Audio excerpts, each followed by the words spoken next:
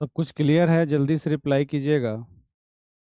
जहाँ तक मुझे पूर्ण रूप से उम्मीद है कि अभी फ़िलहाल क्लास में हमारे एक भी मित्र कनेक्टेड नहीं होंगे।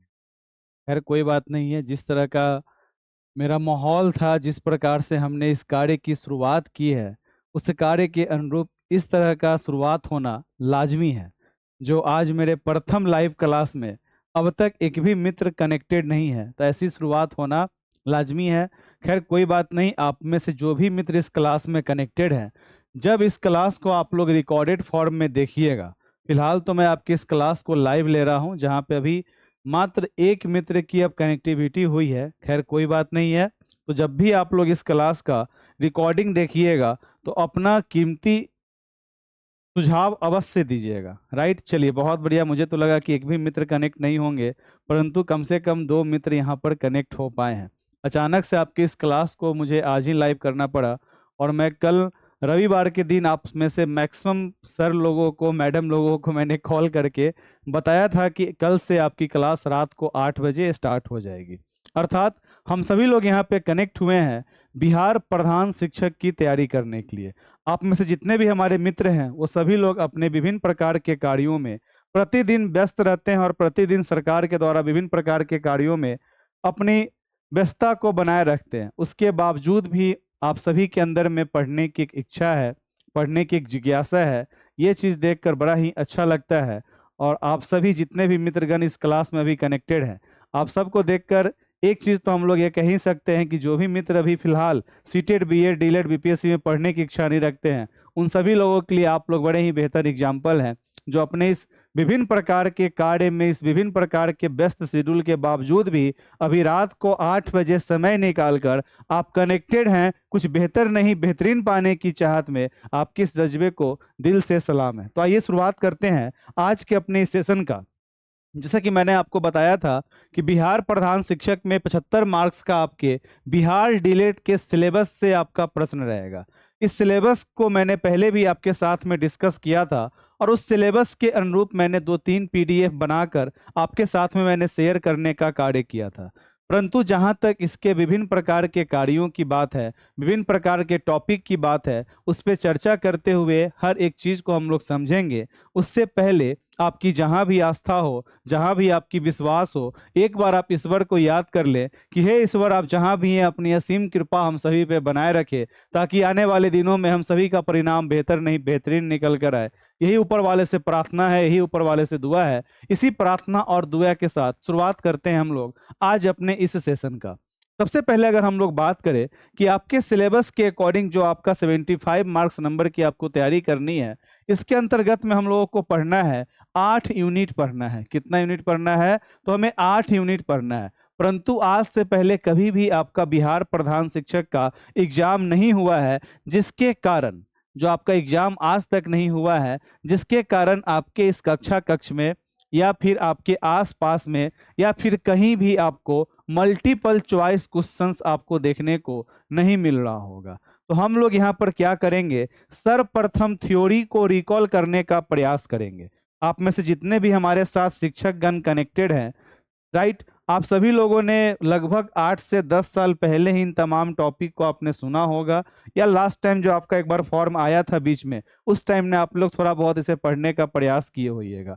तो मैं यहाँ पर एक कार्य यह करने जा रहा हूँ, आप लोग अपना सुझाव देना चाहें तो आप लोग दे भी सकते हैं। फिलहाल मेरा ध्यान आपके कॉमेंट पे नहीं है, मैं पहले अपने बातों को आपके सामने में रखता हूँ। तो मैं यहाँ पे क्या करने जा रहा हूँ, पहले आपके टॉपिक वाइज मैंने सारे नोट्स आपके अपलोड करवा दिए हैं। आपको 8 यूनिट पढ़ना है, और आपके 7 यूनिट तक का नोट्स आपका अपलोड है। उस नोट्स में कुछ अपडेट भी होगा, वो भी अपडेट आपका सप्ताह भर से 10 दिन के अंदर में कुछ कुछ अपडेट होते रहेगा, जो कि आपको देखने को मिलेगा।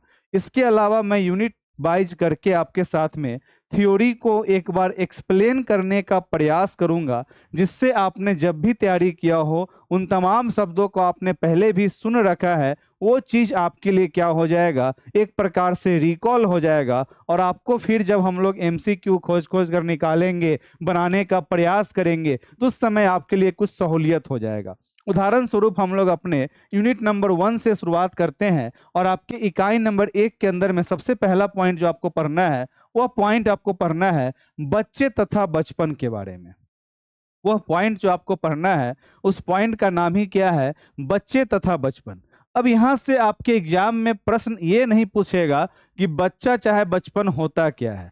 अब आपको यहाँ पे बच्चे तथा बचपन को समझते हुए उसकी कनेक्टिविटी किस प्रकार से विभिन्न प्रकार के चीजों के साथ में है वो हमें समझना अति आवश्यक है। अगर हम लोग यहाँ पर बात करें बच्चे तथा बचपन की, तो यहाँ पे सिंपल सा एक अवधारणा अपना निकल कर आएगा बच्चे तथा बचपन के अनुरूप में कि बच्चे का मतलब सामान्य हमारा क्या हो गया, तो बच्चे की बात हो रही है। और यहाँ पे जो बचपन है, बचपन अपने आप में एक प्रकार के काल को दर्शा रहा है, एक प्रकार के स्टेज को दर्शा रहा है, एक प्रकार के अवस्था को दर्शा रहा है। अर्थात बचपन क्या होता है, तो बचपन हम सभी लोगों का एक अवस्था है, एक स्टेज है, एक अवधि है जिसे हर कोई व्यक्ति फिर से जीना चाहता है। और मैं आपसे भी पूछूं तो आप लोग भी यही कहिए कि हाँ, मुझे मेरा बचपन अगर वापस मिलता तो मैं फिर से अपने बचपन की उन तमाम जिंदगियों को, उन तमाम दिनों को फिर से मैं जीने की चाहत रखता हूं। अर्थात यहाँ पे जो दो शब्द हैं बच्चे तथा बचपन, तो यहाँ पे बचपन कहीं ना कहीं अवस्था को दर्शा रहा है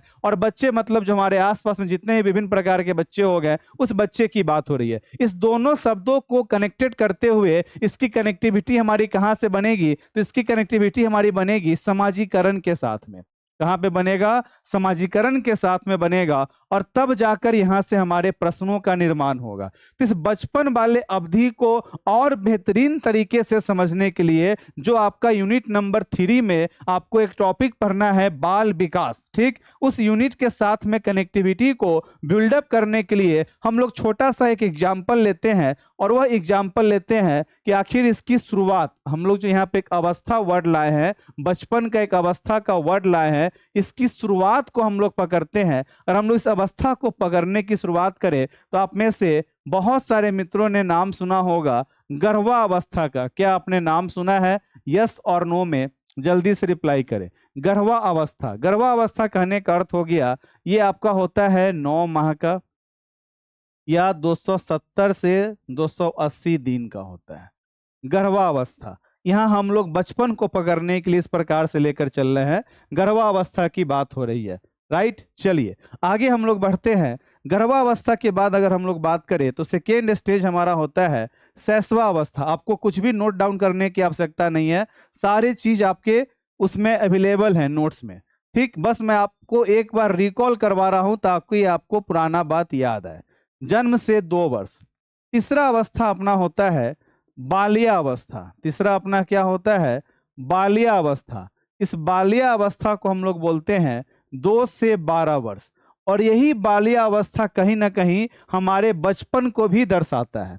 ये जो हमारा बालिया अवस्था है ये कहीं ना कहीं हमारे बचपन को भी दर्शाता है। और इसी बालिया अवस्था में से आपके एग्जाम के अंदर में प्रश्न बनकर आएगा कि ऐसा कौन सा स्टेज है जिसमें बालक का भाषा विकास तीव्र गति से होता है, ऐसा कौन सा स्टेज है जिसमें बालक का शारीरिक विकास तीव्र गति से होता है। अर्थात बालिया अवस्था से विभिन्न प्रकार के प्रश्नों का निर्माण होता है। अगर हम लोग बालिया अवस्था को टुकड़ों में तोड़े तो ये 3 प्रकार से टूटेगा। पहला कहलाता है पूर्व बालिया अवस्था। क्या कहलाता है आपका?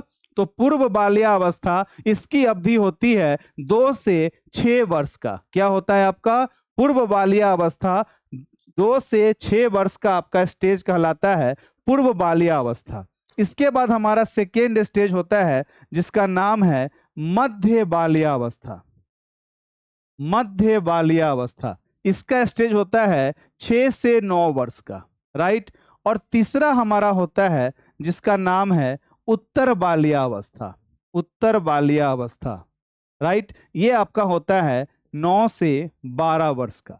तो अभी जो हम लोगों ने शब्द देखा बच्चे तथा बचपन को देखा, तो वहां पे जो ये बचपन हमारे अवधि को इंगित कर रहा था वो बचपन मुख्य रूप से हमारा क्या कहला जाएगा? तो बालिया अवस्था कहलाएगा। और जब हम लोग आगे चलकर पढ़ेंगे कुछ मनोवैज्ञानिक के बारे में आपको पढ़ना है, जैसे कि आपको पढ़ना है जीन पियाजे के बारे में पढ़ना है, जॉन बॉल्वी के बारे में पढ़ना है, तो खास करके जीन पियाजे में आपको यह अवस्था क्या करेगा? काम करेगा। तो हमारा बचपन को ही हमने तोड़ दिया बाल्यावस्था में, और बहुत जगह आप अलग अलग प्रकार की पुस्तक को देखिएगा तो कुछ जगह आपको शैशवावस्था देखने को मिलेगा, जन्म से लेके 6 वर्ष, तो वहां पे बाल्यावस्था अपना टुकड़ों में नहीं टूटा रहता है। तो ये एक प्रकार का आपका स्टैंडर्डाइज तरीका हो गया, जो हम लोग हर थ्योरी में क्या कर सकते हैं, इसकी कनेक्टिविटी कर सकते हैं। तो ये जो आपके पेडागोजी के कुछ ऐसे टर्म्स होते हैं जो आपको विभिन्न प्रकार के पुस्तक में, खास करके आपके एज वाले ग्रुप में आपको अलग अलग देखने को मिल सकता है।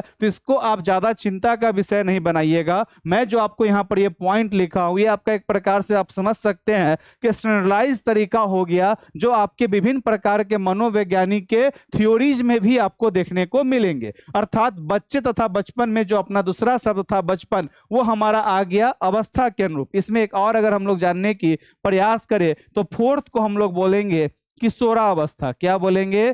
तो किशोरावस्था बोलेंगे, जो कि आपका होता है 12 वर्ष से ऊपर। कहां होता है? 12 वर्ष से ऊपर होता है। अर्थात बच्चे तथा बचपन से अभिप्राय उस प्रकार के काल से है जहां पे बचपन में बच्चों का विभिन्न प्रकार के, अर्थात बच्चा किस प्रकार से अपने आने वाले दौर में, उसके भविष्य में उसका किस प्रकार का व्यवहार होगा, कैसी उसकी बौद्धिक क्षमता होगी, किस प्रकार का उसका डेवलपमेंट होगा, ये संपूर्ण चीजों का निर्माण उसके बचपन वाले अवधि में ही होता है, उसके बाल्यावस्था में ही होता है। और यही स्टेज के अनुरूप हम लोग क्या करते हैं, बचपन को समझने का प्रयास करते हैं। और इसी बचपन के अंतर्गत, अर्थात जहां पे हमारा अवस्था आया है, तो वहां पे विकास भी अवश्य आएगा।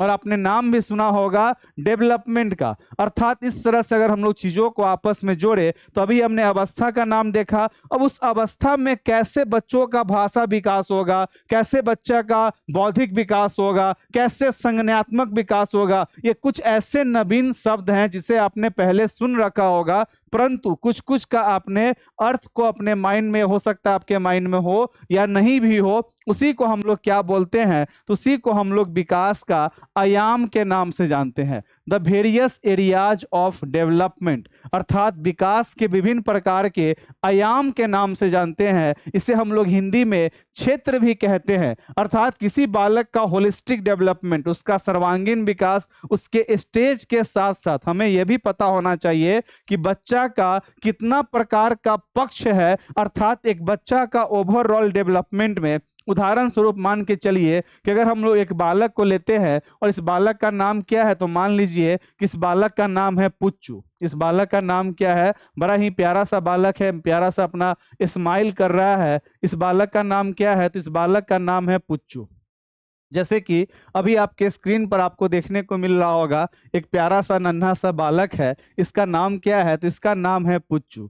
अब पुच्चू का किस प्रकार से होलिस्टिक डेवलपमेंट होगा, जिसको हम लोग सर्वांगीण विकास कहते हैं। अभी जो आप लोग अपने सरकारी विद्यालयों में अपने कार्यों को आप कर रहे होइएगा, तो आपको विभिन्न प्रकार के प्रशिक्षण के दौरान, जिसे हम लोग सेवाकालीन प्रशिक्षण के भी नाम से जानते हैं, जो आपको प्रशिक्षण मिलता होगा कि बच्चों को आप किस प्रकार से कनेक्टेड कीजिएगा, ऐसे कौन कौन से आप एक्टिविटीज करवाइएगा जिससे बच्चा का ओवरऑल डेवलपमेंट हो। उसी ओवरऑल डेवलपमेंट को हम लोग होलिस्टिक डेवलपमेंट कहते हैं, सर्वांगीण विकास के नाम से जानते हैं। परंतु यह सर्वांगीण विकास आया कहां से? तो उसके लिए हमें सबसे पहले जानना पड़ेगा कि what is the various areas of development. अर्थात हमारे आयाम के जो विभिन्न प्रकार के क्षेत्र है, वो क्षेत्र ही डिसाइड करता है क्या? तो किसी भी बच्चा का विकास, अर्थात इसी को हम लोग बाल विकास के नाम से जानते हैं। ऐसा नहीं है कि आपके यूनिट नंबर 1 में कहीं पे बाल विकास नहीं लिखा है और मैं आपको बता रहा हूं तो आप कहिए कि अरे ये क्यों बता रहे हैं। इसी से आपका सारा कुछ का निर्माण होगा। तो ये जानना आपको अति आवश्यक है। जब तक हम लोग विभिन्न प्रकार के आधार को नहीं जानेंगे, तब तक हम लोग आगे चलकर टॉपिक को समझने में हमें परेशानी होगी। तो मैं आपके पुराने दिनों को आपके पास में वापस लाने का प्रयास कर रहा हूं। तो अवस्था के बाद हमारा आता है बाल विकास। देखिए, बाल विकास का जब भी एरियाज का बात हो, तो इस 3 वर्ड को आपको क्या करना है, ध्यान में रखना है। उस 3 वर्ड का मैं नाम बताता हूं आपको, पी, सी और S. PCS। P for physical, C for cognitive, S for social. अर्थात यहाँ पर अगर हम लोग बात करें बाल विकास के एरिया का, क्षेत्र का, जिसके आधार पे किसी बालक का डेवलपमेंट होता है, तो पी का मतलब हो गया फिजिकल डेवलपमेंट, जिसे हम लोग क्या बोलेंगे, तो शारीरिक विकास के नाम से जानते हैं। ठीक। दूसरा अपना होता है C4, सी का मतलब हो गया आपका कॉग्निटिव डेवलपमेंट, जिसे हम लोग क्या बोलते हैं, तो संज्ञानात्मक विकास के नाम से जानते हैं। क्या बोलते हैं, संज्ञानात्मक विकास। और S फॉर सोशल होता है, इसे हम लोग बोलते हैं सामाजिक विकास। क्या बोलते हैं, सामाजिक विकास के नाम से जानते हैं। मुख्य रूप से हमारे बच्चे के बाल विकास का अर्थात होलिस्टिक डेवलपमेंट का ये 3 प्रकार के शब्द PCS, शारीरिक, संज्ञानात्मक और सामाजिक, ये तीनों डेवलपमेंट हो गया तो किसी भी बालक का क्या हो गया, सर्वांगीण विकास हो गया। परंतु जब आप लोग अपने एग्जाम में बैठिएगा तो यहाँ से कुछ प्रश्न का निर्माण हो सकता है, जिसे हम लोग बोलते हैं साइकोमोटर डेवलपमेंट, जिसे हम लोग क्या बोलते हैं, मनोगत्यात्मक विकास भी कहते हैं। क्योंकि आप सभी अब डीलेड के स्टूडेंट तो हैं नहीं, आप लोग शिक्षक हैं, तो हो सकता है कि थोड़ा सा आपसे डेप्थ में भी जाने का प्रयास करें। तो एक अपना शब्द होता है जो कि हमारे शारीरिक विकास के अंतर्गत में ही आएगा, इसी को हम लोग बोलते हैं मनोगत्यात्मक विकास। मनोगत्यात्मक विकास जो कि हमारा कहलाता है साइकोमोटर डेवलपमेंट। आपने नाम सुना होगा फाइन मोटर स्किल का, आपने नाम सुना होगा ग्रॉस मोटर स्किल का, आपने नाम सुना है कि नहीं सुना है, अर्थात सूक्ष्म कौशल बोलते हैं, स्थूल कौशल बोलते हैं, या शीर्षगामी का नाम सुना होगा, अधोगामी का नाम सुना होगा। चलिए, चारों का नाम नहीं भी सुने होंगे तो हम आपको बताते हैं। आपने पढ़ा होगा या बच्चों में आपने देखा होगा कि कभी जब कोई छोटा सा अबोध सा बालक होता है, या फिर वह बालक 2 वर्ष 3 वर्ष 4 वर्ष का होगा, उसे आप कोई सामान उठाने के लिए दीजिएगा।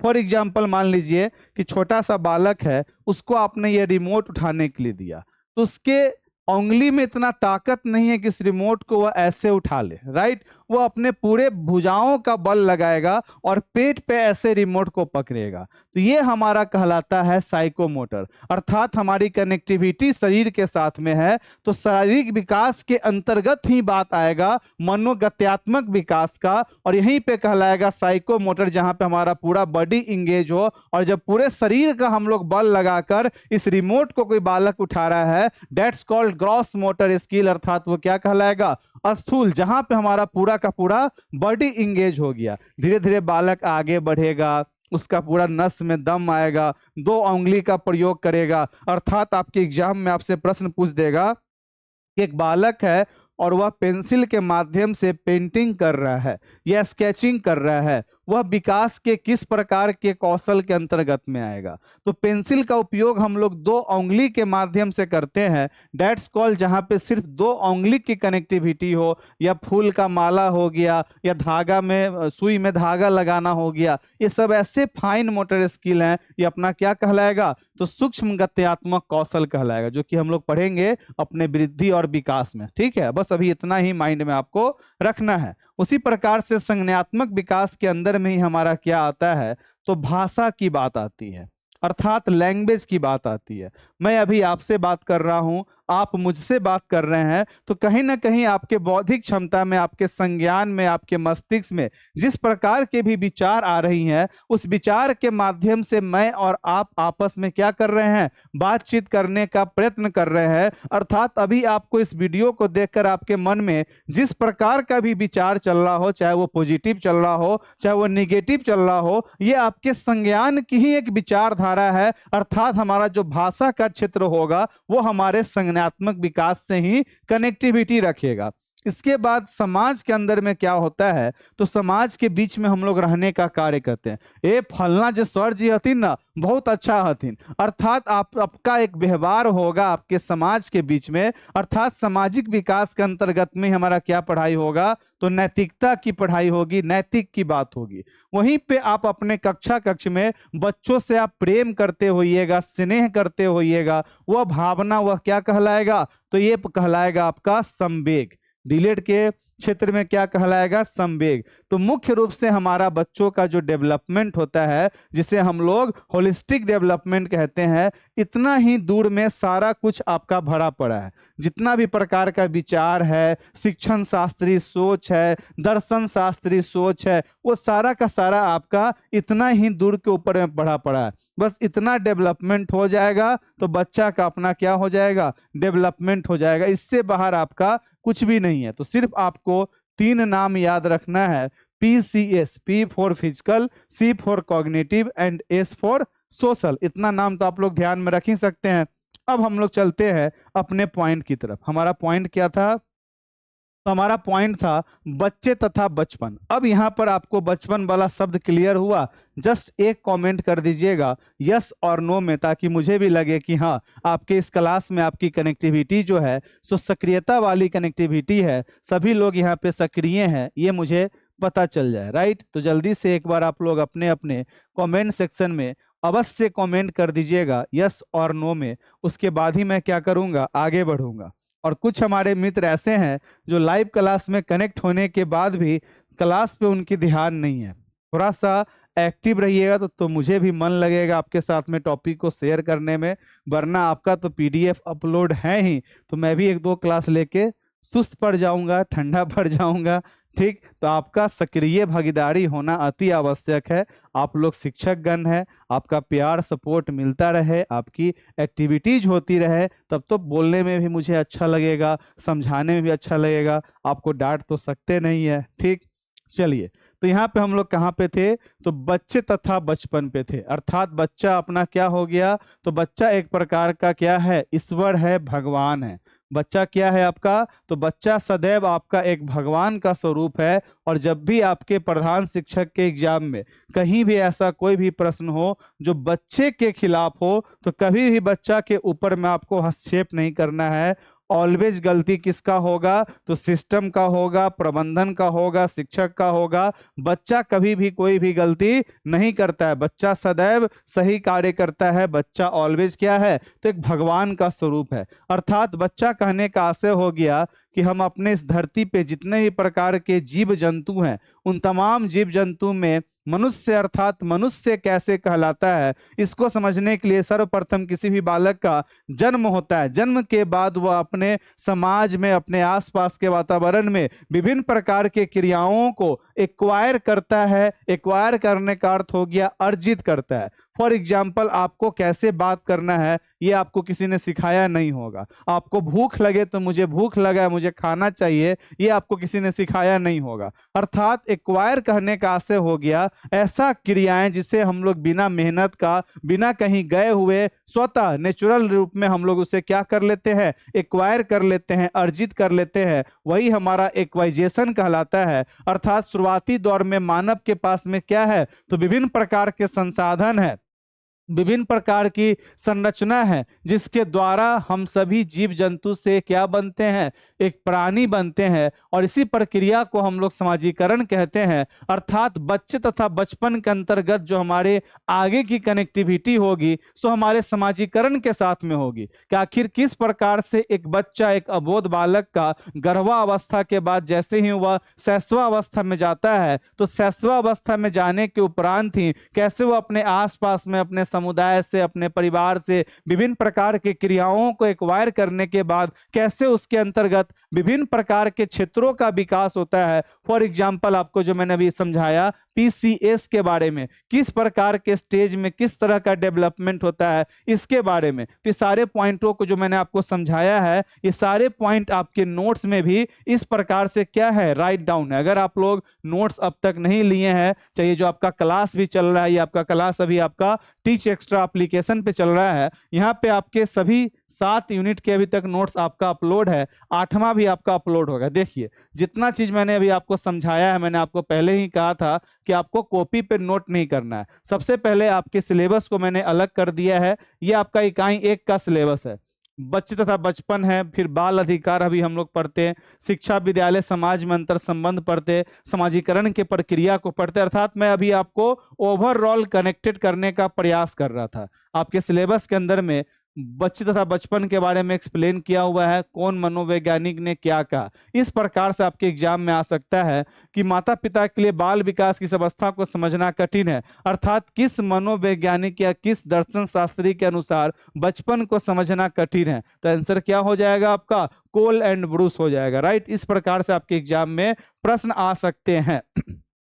उसके बाद फिलिप एरीज, फिर आपका बाल अधिकार के बारे में आपके नोट्स में लिखा हुआ है। यूनिट 1 में जितने भी आपके पॉइंट पढ़ने हैं, सारे पॉइंट आपके ऐसे ही हर प्रकार के यूनिट में, जितना यूनिट आपको पढ़ना है आपके एग्जाम के लिए, हर यूनिट में आपका इस प्रकार से क्या क्या अपना अधिकार है, सारे अधिकार आपके एक साथ यहाँ पे समाहित है। इसके अलावा हमारे संविधान में किस प्रकार से अधिकार अपना मौजूद है, जहां से भी आपके क्वेश्चंस बन सकते हैं। मैंने कुछ एक्स्ट्रा पॉइंट भी इसके अंदर में डाला है आपके नोट्स के अंदर में। तो आप में से जो भी शिक्षक गण है, फिलहाल वो प्रिंट के लिए परेशान है, तो प्रिंट के लिए परेशान मत होइएगा। मैं धीरे धीरे सारा कुछ करवाने के साथ साथ आपको कुछ दिनों के बाद प्रिंट का भी ऑप्शन दे दूंगा, क्योंकि काफी मेहनत करने के बाद आपके इस नोट्स को मैंने तैयार किया है। अब ये आपके एग्जाम में कितना % आपको सपोर्ट करता है, ये तो आपके एग्जाम के बाद ही पता चलेगा, क्योंकि आप लोग भी पहली बार एग्जाम दे रहे हैं और पहली बार आपका एग्जाम हो भी रहा है। तो क्या कैसे क्वेश्चन का स्वरूप होगा वो अभी बता पाना जरा सा मुश्किल है। शिक्षा के प्रकार में एक एक पॉइंट को आपके साथ में वीडियो में भी एक्सप्लेन करता रहूंगा। ये सारे आपके क्या है, ये सारे यहाँ पे पॉइंट आपके लिखे हुए हैं। तो ये आपका एक प्रकार का नोट्स का स्वरूप है। तो मैंने आज से आपका क्लास स्टार्ट कर दिया था, परंतु आज आपकी संख्या काफी कम है। आशा करता हूं कि आप लोग अब आगे से अपने क्लास में जिस प्रकार से आपके कक्ष में आपके विद्यार्थी समय पे उपस्थित रहते हैं, उसी प्रकार से मैं अपने इन प्यारे प्यारे नए मित्रों से ही निवेदन करना चाहूंगा कि आप लोग भी अपने समय पे एक्टिव रहिएगा। तो कार्य करने में आनंद आएगा, कार्य करने में मजा आएगा, और फिर मिलकर हम लोग समझने का प्रयास करेंगे, राइट। तो सेशन कैसा लगा हो बताइएगा, मैसेज के अंदर में कमेंट कीजिएगा। तब तक के लिए धन्यवाद, बाय बाय। मिलते हैं फिर हम लोग अपने नेक्स्ट क्लास में।